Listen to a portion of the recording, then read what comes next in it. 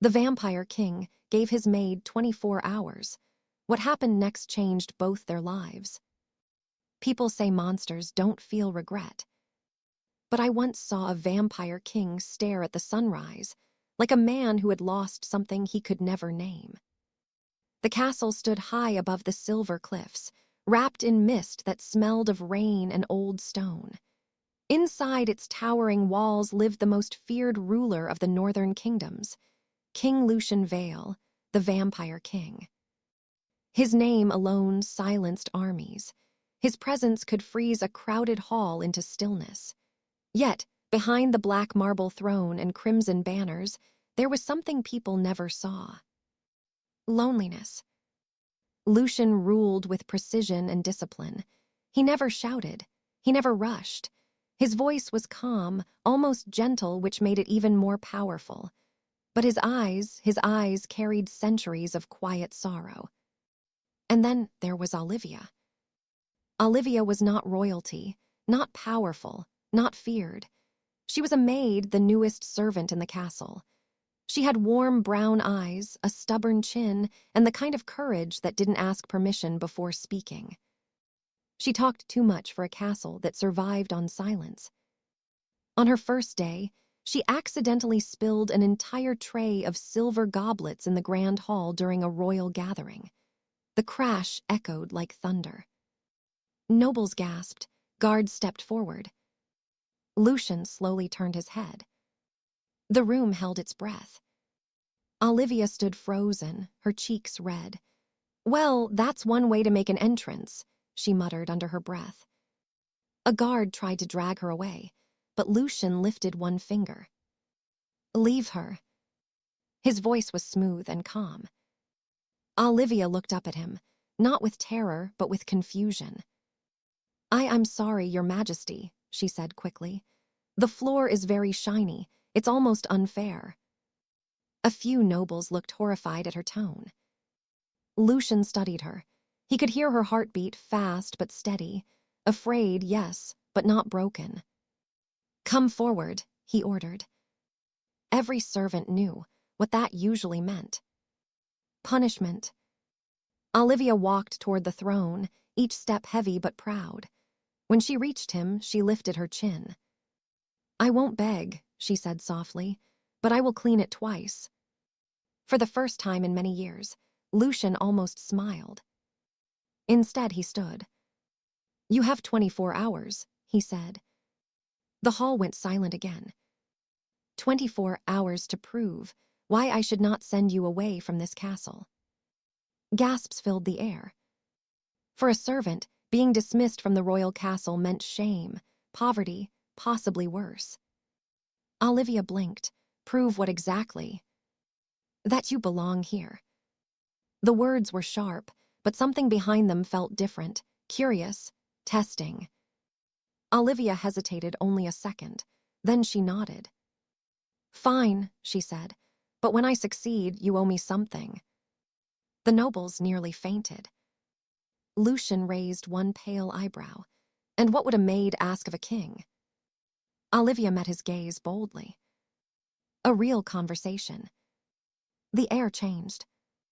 For centuries, no one had dared speak to Lucian as if he were simply a man. But she had. Lucian turned away first. 24 hours, he repeated. That night, Olivia couldn't sleep. The castle corridors whispered with cold wind, torches flickering shadows against stone walls. She thought about leaving, about running. But something about the king's eyes haunted her. He hadn't looked angry. He had looked tired.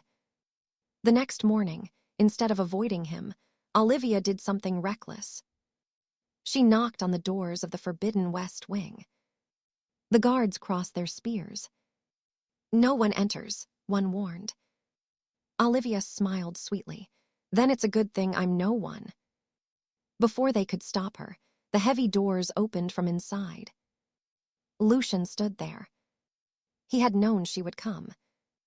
"You're either brave," he said quietly, "or foolish." "Sometimes it's the same thing," she replied. He stepped aside. The West Wing, was not filled with treasure or weapons. It was filled with books. Thousands of them, ancient, fragile, precious. Olivia's eyes widened. You read all of these. I remember them, he corrected. There was no pride in his voice, only history. She walked slowly through the room, touching nothing. You don't seem like a monster, she said carefully. I am, Lucian answered calmly. No, she shook her head. Monsters enjoy power, you endure it. That made him look at her sharply. No one had ever said that before. She turned to him. Why give me 24 hours? You could have sent me away. Lucian's jaw tightened. Because for the first time in 100 years, someone had spoken without fear. Because her clumsiness had sounded like life in a castle that felt like a tomb. But he did not say those things. Instead, he said, perhaps I am curious how far your courage goes. Olivia crossed her arms. And what if it goes very far? Then it may break you. She smiled faintly. Or fix you. The silence between them deepened. For a brief moment, Lucian felt something unfamiliar. Hope. Suddenly, a loud horn echoed from outside the castle walls. A warning signal. Lucian's expression darkened instantly. They're early, he whispered. Who? Olivia asked. From the highest tower window, smoke could be seen rising from the distant forest. Rebel hunters. Humans who believed destroying the vampire king would save their lands. Olivia felt fear rush through her, but when she looked at Lucian, she saw something unexpected. Not rage. Not hunger. Concern. They will attack at sunset, he said quietly. Olivia swallowed. Then what do we do? Lucian turned toward the balcony, wind pulling at his dark cloak. For the next 24 hours, he said, voice heavy with meaning, you will see exactly why I am feared. His red eyes glowed faintly in the growing dusk. And then, he added softly, almost to himself, you will decide whether I deserve it. Olivia's heart pounded, not from terror, but from the feeling that she was standing at the edge of something much bigger than herself. The hunters were coming. The castle would be tested. And the girl, with 24 hours to prove she belonged, was about to witness the truth behind the vampire king. As the sun began to set in a blaze of gold and crimson, Lucian stepped into the shadows. Olivia did not run. She followed. And she had no idea that by the time the next sunrise came, everything she believed about monsters, and about herself, would change forever. The horns did not stop echoing through the valley. By the time the sun sank behind the mountains, the castle no longer felt untouchable. Olivia stood on the highest balcony beside King Lucian, the wind pulling at her hair as torches flickered below. In the distance, small lights moved through the forest like angry fireflies. The hunters, she whispered. Yes, Lucian replied calmly. His voice was steady, but his eyes were sharp, alert, not cruel, not excited. Focused. Olivia expected him to look like a monster preparing for war. Instead, he looked like a man calculating how to protect something fragile. The castle gates began to close with a deep grinding sound. Guards rushed into position. And then, unexpectedly, Lucian turned to Olivia. You should go inside. She crossed her arms. You gave me 24 hours. I'm not wasting them hiding. A faint shadow of amusement crossed his face. This is not a game. Good, she said, because I don't play well. For a second, just a second, his lips curved upward. Then the first flaming arrow landed in the outer courtyard. It struck stone, scattering sparks. No screams followed. The guards were prepared. Lucian raised one hand. The torches along the walls flared brighter, illuminating the entire cliffside. The attacking hunters hesitated, clearly expecting darkness to be their advantage. But Lucian did not command his soldiers to charge. He did something unexpected. "Open the lower gate," he ordered. The captain froze. "Your Majesty." "Open it." Olivia stared at him. "Are you inviting them in?" "I am inviting them to speak." Before anyone could argue, Lucian stepped forward, alone, descending the stone staircase toward the outer grounds. Olivia's heart pounded. "He's insane," she muttered and ran after him. By the time she reached him, the lower gate had opened halfway. A group of hunters stood beyond it, armed but uncertain. Their leader, a tall man with silver-streaked hair, stepped forward. "We came to end your rule, vampire," he called. Lucian stopped a few feet away from the gate, calm, still. "And I came," Lucian replied evenly, "to prevent more graves from being dug tonight." The hunters shifted uncomfortably. Olivia watched closely. She expected threats, power, something terrifying. Instead, Lucian lowered his hood. "I will not attack your villages," he continued. "I never have." "That's not what people say," the hunter snapped. Lucian's expression did not change. Fear spreads faster than truth. Olivia felt something twist inside her chest. He wasn't lying. She could hear it in his voice. One of the younger hunters stepped forward nervously. "My brother disappeared near your lands." Lucian's eyes softened barely, but it was there. "There are darker creatures than I in these forests," he said quietly. "Creatures I keep from crossing into your homes." The leader hesitated. "You expect us to believe you protect us." Lucian glanced briefly at Olivia, then back at the hunters. "I expect nothing, but if you fight me tonight, many of your sons will not return, and I do not wish that burden." Olivia blinked. He wasn't protecting himself. He was protecting them. Silence stretched heavy in the cold night air. Then suddenly, from the tree line behind the hunters, a deep growl echoed. Low, unnatural. The horses panicked. The hunters spun around. From the shadows emerged massive, dark wolf-like creatures, eyes glowing faintly, movements unnatural. Olivia's breath caught. "What are those?"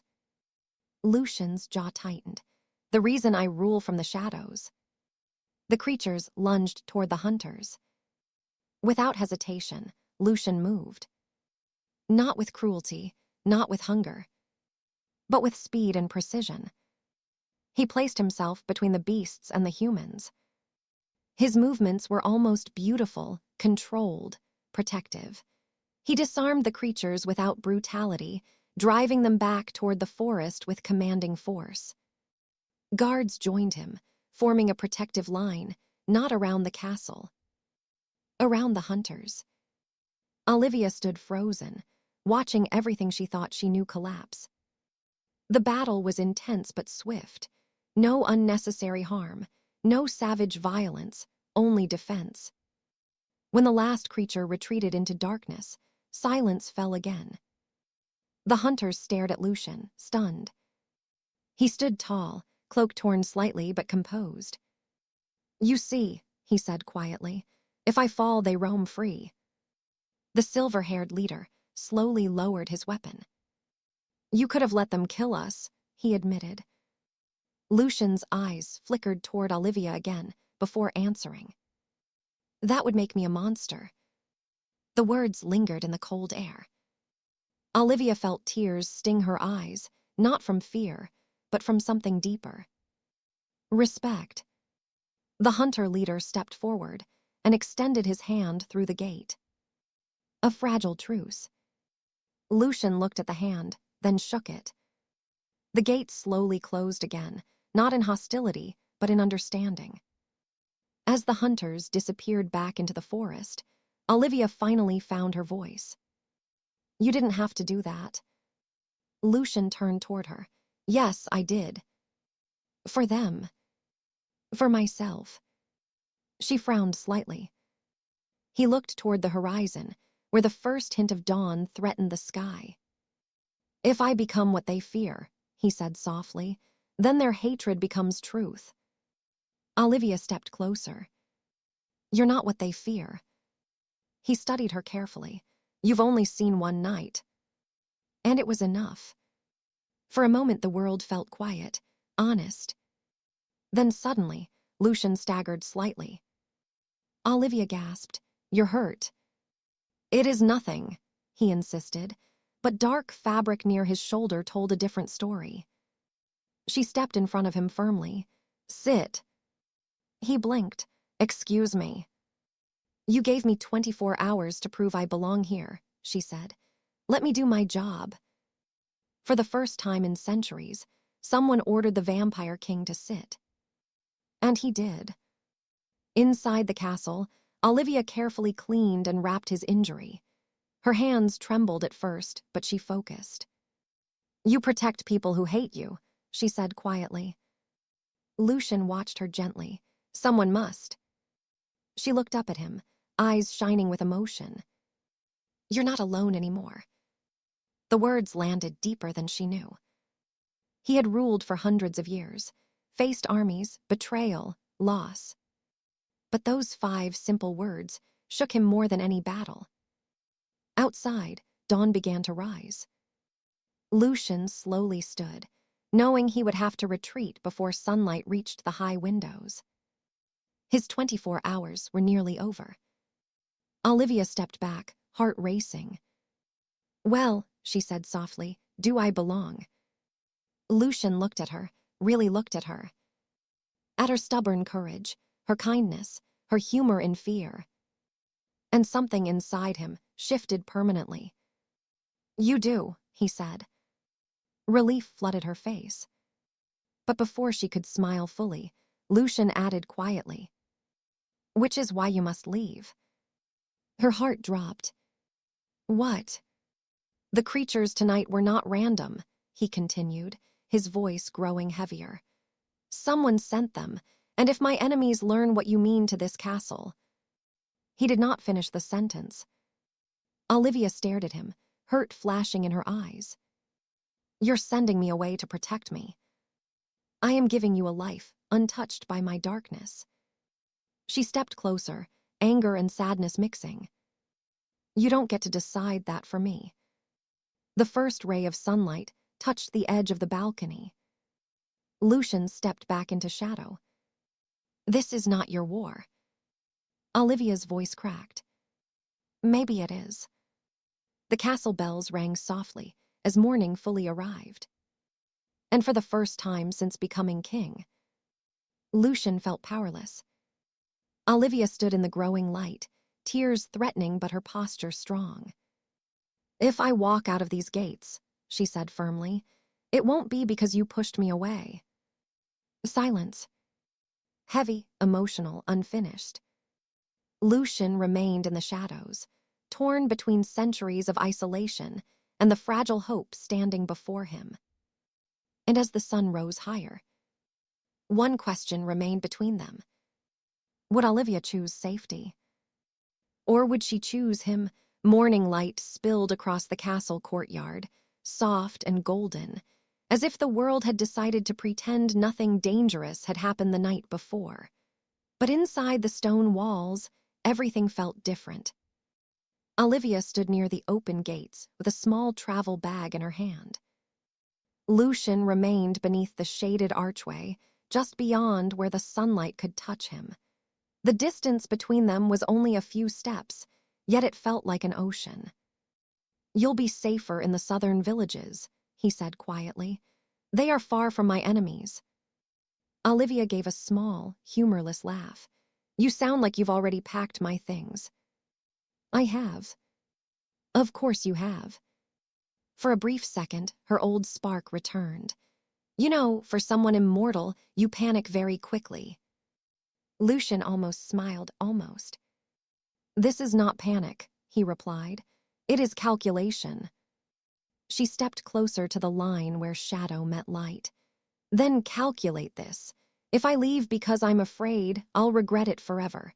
And if I leave because you told me to, I'll come back just to argue.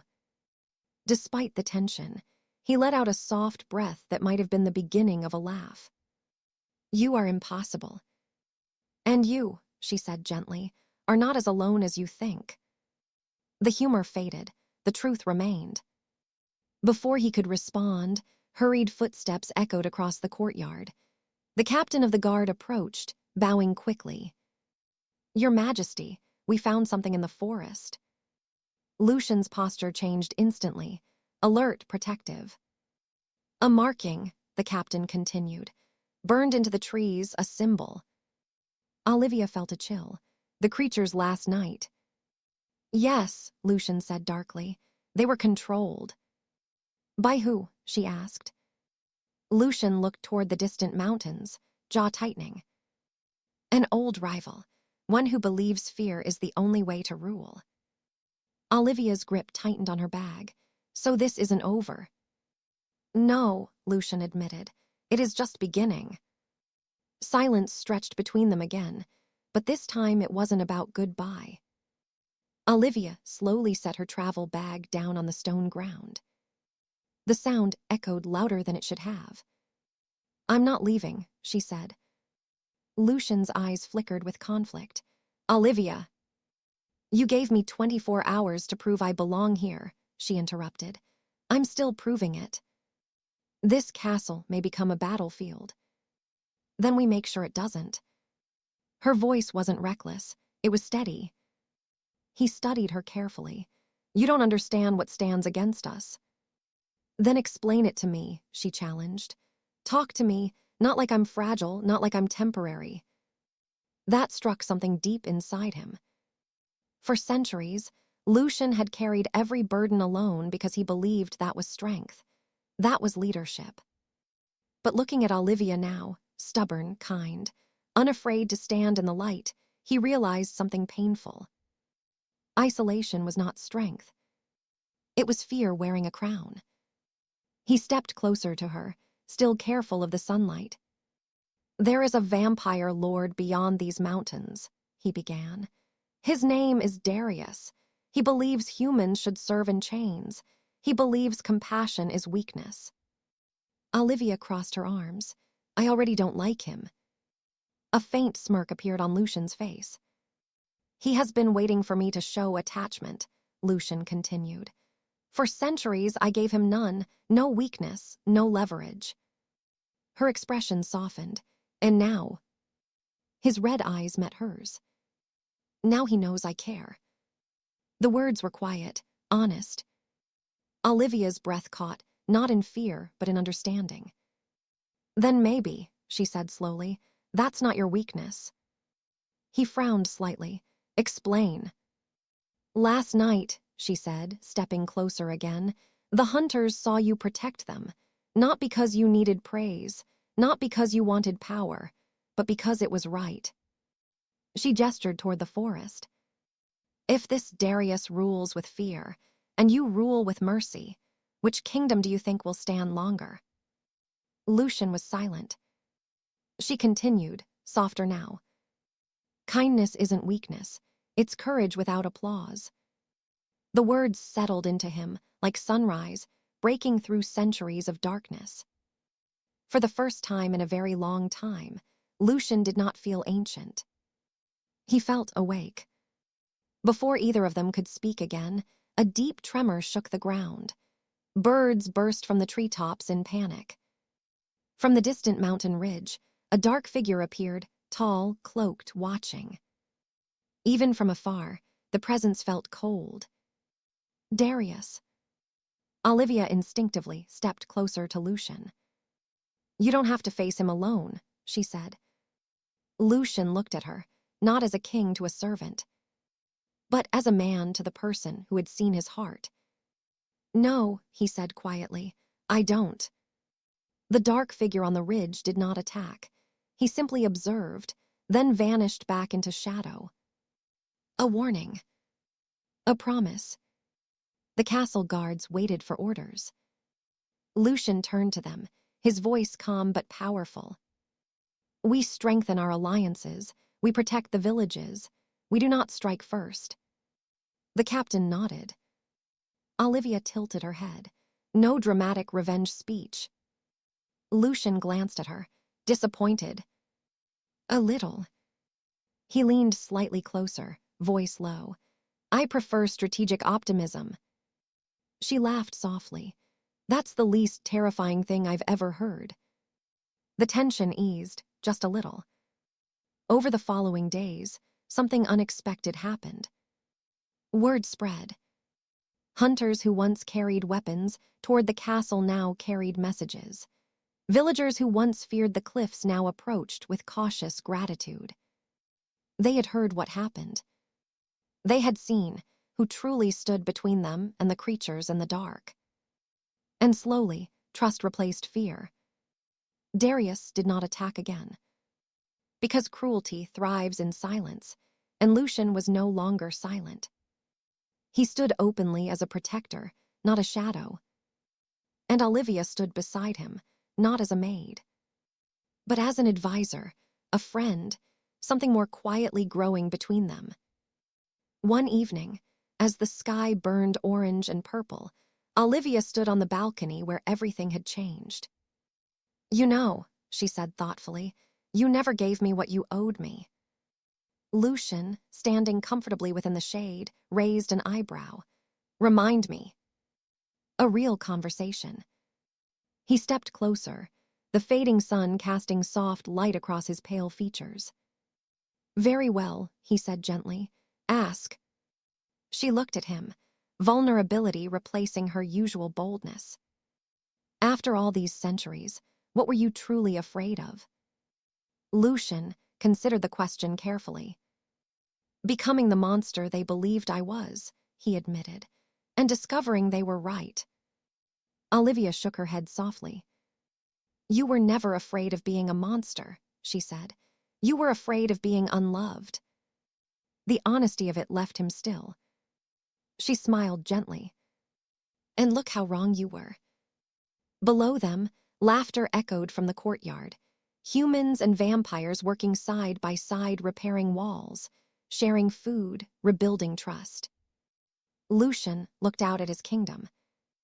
Not ruled by fear, but strengthened by compassion. He turned back to Olivia. You changed this castle, he said quietly. She tilted her head. No, you did. I just knocked over some goblets. For the first time in centuries, Lucian laughed, a real one. Warm, alive. The sound carried across the stone walls, like sunlight breaking through storm clouds. And in that moment, the vampire king was no longer defined by darkness. He was defined by choice. The choice to protect. The choice to love. The choice to remain kind in a world that expected cruelty. Olivia slipped her hand into his. You gave me 24 hours, she whispered. Looks like I'm staying longer. Lucian gently closed his fingers around hers. As long as you wish. Above them, the sky shifted from sunset to stars. Not a symbol of endless night, but of quiet hope. Because sometimes, the strongest kings are not the ones who inspire fear. They are the ones who dare to feel. And sometimes, it only takes one brave, stubborn, kind-hearted girl to remind a monster that he was human all along. The dawn that broke over Noctara was soft, almost hesitant, like the kingdom itself was testing whether light could survive here. Kael stood on the castle balcony, the wind tugging at his dark cloak. Mira was beside him, carrying a lantern that glowed faintly pink in the morning haze. The streets below were filled with people, cautiously emerging from their homes, their eyes wide at the sight of sunlight cutting through centuries of shadow. This feels unreal, Mira whispered, her voice full of awe. People haven't seen light like this in generations. Kael's gaze lingered on her face, brave, clever, and completely unafraid of him. For the first time, he wondered if he could survive the day without darkness. Before he could answer, the horn from the northern cliffs sounded again. Kael stiffened. His shadow instincts flared long before he saw it. He could feel it. The dark storm was returning. Not just wild shadows this time, but something intelligent, something alive, shaped by hatred. "They're back," he murmured. Mira gripped his arm. "We can handle this, together." He wanted to argue, wanted to tell her to hide. But he realized something terrifying. He didn't want her to hide. Not anymore. The shadows surged toward the kingdom, dark tendrils twisting and scraping against the stones. People screamed, running toward the safety of lighted streets. Kael lifted his hands. Black shadows obeyed him, curling and twisting, ready to strike. But his mind hesitated. Could he use darkness without letting it consume him? Mira shouted over the roar of wind. "Kael, use the lanterns. Let the people light the way." It was reckless, it was crazy, and it just might work. Kael's eyes flared red as he stepped forward, letting his hands guide the shadows, but not as weapons, not as shields. Instead, he directed them around the people, pushing the attacking darkness into the open, where Mira's lanterns cast pink, golden, and silver light across the courtyard. Something amazing happened. The shadows recoiled. They twisted in confusion, unable to touch the light, unable to understand it. Kael shouted, his voice echoing like thunder, "Follow the light." Every villager and soldier held their lantern high. Light spread like wildfire through the castle grounds, turning fear into power. And in the middle of it all, Kael realized the impossible truth. The more light they shared, the stronger they all became. The wild darkness was pushed back, not destroyed, but tamed, contained. Kael's breath heaved, sweat on his pale face, heart racing. He had not only controlled the shadows, he had guided them. Mira ran to his side, laughing despite the fear. "You see, you don't need to fight alone." Kael looked at her, gratitude and awe mixing in his gaze. I never thought." "You could trust them," she finished for him. "You could trust me." For the first time, Kael felt true partnership. Not subjects and king, not ruler and servant, but equals standing together. But the relief was short-lived. From the northern cliffs, a new presence emerged. A massive figure, taller than any man, cloaked in darkness so deep it seemed to drink the sunlight itself. Darius. His eyes glowed crimson, his mouth twisted in a cruel smile. "Ah, so the prince finally learned courage," he said, "and he brought a human girl with him. How touching." Mira stepped forward, lantern in hand. "We're not afraid of you." Darius laughed, a sound like grinding stone. "You should be. This kingdom belongs to shadows, and now you dare defy me." Kael's shadows coiled around him, protective, ready. But unlike before, he didn't feel fear. He felt something heavier, responsibility. He turned to Mira. "Stay behind me." "I'm not hiding," she said firmly. "We face him together." Kael's breath hitched, not from fear, but from admiration. Darius stepped closer. The ground shook beneath him. Shadows twisted unnaturally, creeping toward the castle, reaching for light, for life. Kael raised his hands. His shadow army surged. But instead of attacking, he lifted the darkness around him, separating it from the people, turning the shadows into walls, barriers, and pathways. Mira followed, scattering her lanterns. Every flicker of light strengthened Kael's control, creating a dance of dark and light, a symphony of courage, magic, and hope. Darius' eyes widened. "Impossible," he muttered. Kael took a step forward, voice steady and commanding. "This kingdom is not yours. Darkness is not your weapon. You have underestimated the strength of light and the courage of those who choose it." Darius, shadow form recoiled, unprepared for defiance fueled by hope and love. Kael glanced at Mira. "Now."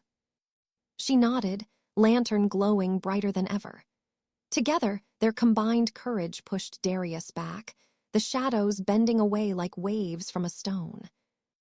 Darius screamed, retreating, but before vanishing, he hissed one final warning.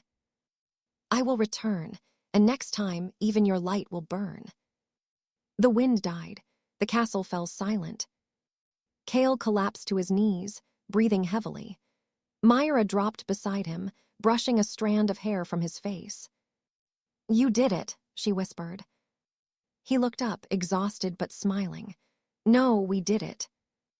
And for the first time in centuries, the Shadow Prince realized something profound. Courage shared is stronger than fear alone. He looked at Mira, then at the kingdom. Light now streamed through every street, every tower. Not just illumination, a symbol. Hope, unity. Kael whispered softly, more to himself than anyone. I am not afraid of the dark anymore, because I am not alone. Mira smiled, and neither are we. Above them, the first full sunrise in Noctara bathed the castle in gold. Shadows still existed, but now they belonged to the people, and so did the light.